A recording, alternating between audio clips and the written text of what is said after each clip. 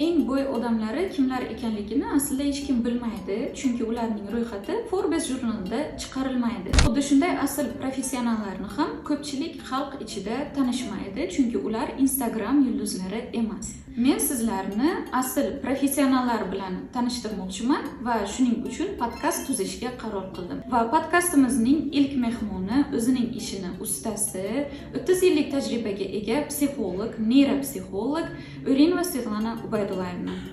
Добрый день всем. Меня зовут Уринова Светлана Убайдулаевна. Я практикующий психолог и работаю в практической психологии уже более 30 лет. И, кстати, очень довольна этим. Я очень рада, что выбрала эту профессию. И я думаю, что те люди, которые ко мне обращаются, уходят от меня довольные.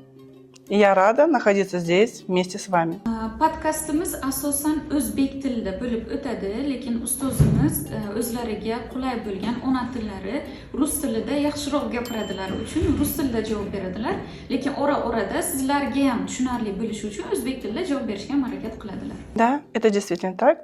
Я постараюсь говорить на узбекском. Demak, birinchi savolimiz psixologiyada hozir urfga kirgan hamma muammolar bolalikdan kelib chiqadi degan gap. Shu gapga sizni fikringiz qanday?